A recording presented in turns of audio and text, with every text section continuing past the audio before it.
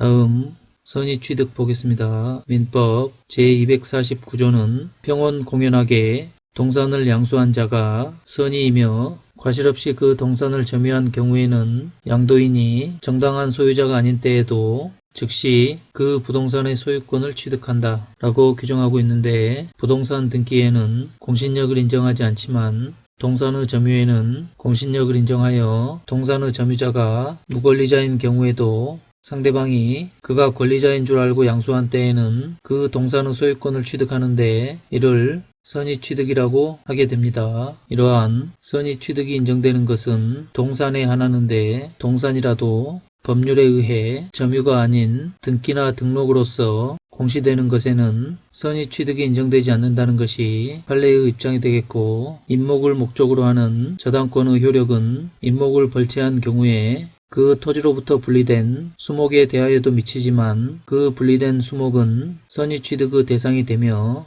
또 공장 저당권의 효력은 그 공장의 기계가 제3자에게 인도된 경우에도 미치지만 그 분리된 기계는 선의취득의 대상이 되며, 금전이 선의취득의 대상이 되는지와 관련해서는 금전은 동산이기는 하지만 물건이 가지는 개성을 갖고 있지 않으며 가치 그 자체이므로 점유가 있는 곳에 소유가 있다고 보아야 하고, 따라서 사후 문제는 부당이득 반환 청구로 해결하면 족하고 선의취득은 적용되지 않게 됩니다. 그러면 이러한 선의취득의 양도인에 관한 요건에 대해서 알아보면, 양도인은 점유하고 있을 것과 무권리자일 것을 요하는데, 선의취득은 양도인의 점유에 공신력을 주는 제도이므로 양도인은 점유를 하고 있어야 하며, 그 점유는 직접 점유이든 간접 점유이든 자주 점유이든 타주 점유이든지를 불문하고 양도인이 점유를 하고 있어야 된다는 것이 그 첫 번째 요건이 되겠고, 또한 양도인은 무권리자일 것을 요하는데 소유권이 없는 것뿐만 아니라 처분권이 없는 경우도 포함되는데,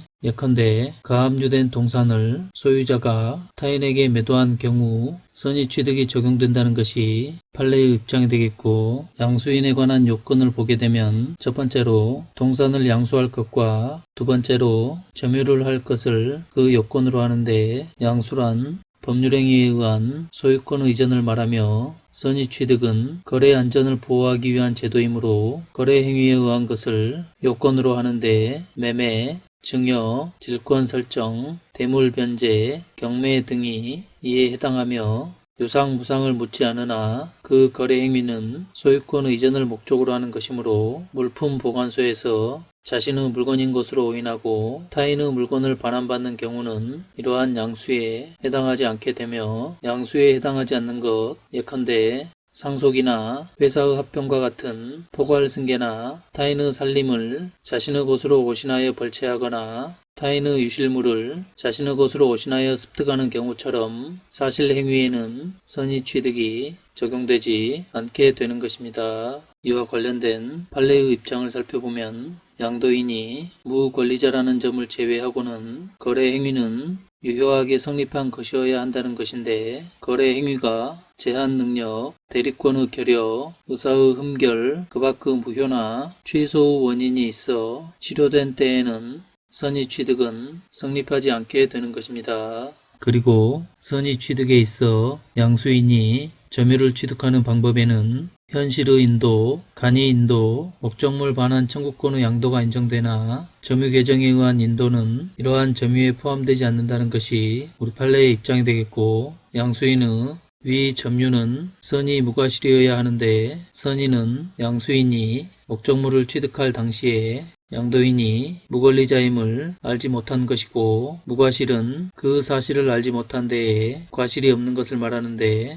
점유자는 선의로 추정되므로 입증 책임은 이를 부인하는 측에서 지게 되는 것이며, 이와 관련하여 우리 판례는 무과실은 추정하지 않고 양수인이 이를 입증하여야 한다는 입장이며, 양수인의 선의 무과실의 기준 시점에 관해서는 물권적 합의가 동산의 인도보다 먼저 행하여지면 인도된 때를 반대로 인도가 먼저 행해지고, 그 뒤에 물권적 합의가 있는 때에는 합의가 있는 때를 선의 무과실의 기준 시점으로 한다는 것이 우리 판례의 입장이 되겠고, 이와 같은 선의 취득에 있어서의 양수인에 관한 요건인 점유는 취득하는 것으로 족하고 점유 계속은 선의 취득의 요건이 아니라는 것이 우리 판례의 입장이 되겠습니다. 다음 선의 취득의 효과. 선의 취득의 요건을 갖추면 양수인은 즉시 그 동산의 소유권을 취득하고, 한편 선의 취득에 관한 규정은 질권에도 준용되므로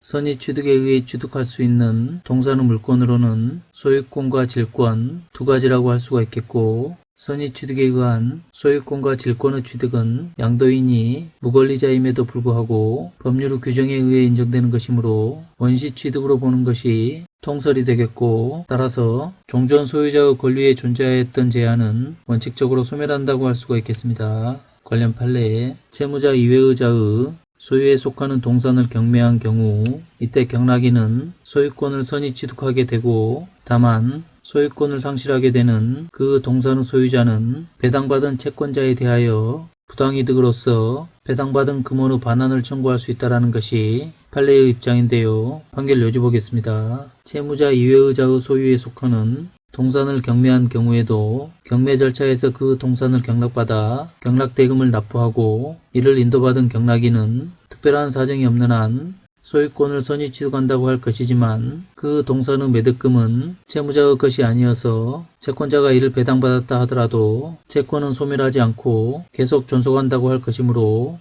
배당을 받은 채권자는 이로 인하여 법률상 원인 없는 이득을 얻고 소유자는 경매에 의하여 소유권을 상실하는 손해를 입게 되었다 할 것이니 그 동산의 소유자는 배당을 받은 채권자에 대하여 부당이득으로서 배당받은 금원의 반환을 청구할 수 있다는 것이 판례의 입장이 되겠습니다. 다음 판례. 선의 취득자는 임의로 선의 취득의 효과를 거부하고 종전 소유자에게 동산을 반환받아갈 것을 요구할 수 없다는 것이 판례의 입장인데요. 판결 요지를 보면 민법 제249조의 선의 취득 제도는 동산을 점유하는 자의 권리외관을 중시하여 이를 신뢰한 자의 소유권 취득을 인정하고 진정한 소유자의 추급을 방지함으로써 거래의 안전을 확보하기 위하여 법이 마련한 제도이므로 제249조 소정의 요건이 구비되어 동산을 선의 취득한 자는 권리를 취득하는 반면 종전 소유자는 소유권을 상실하게 되는 법률 효과가 법률의 규정에 의하여 발생되므로 선의 취득자가 임의로 이러한 효과를 거부하고 종전 소유자에게 동산을 반환받아갈 것을 요구할 수 없다는 것이 우리 판례의 입장이 되겠습니다.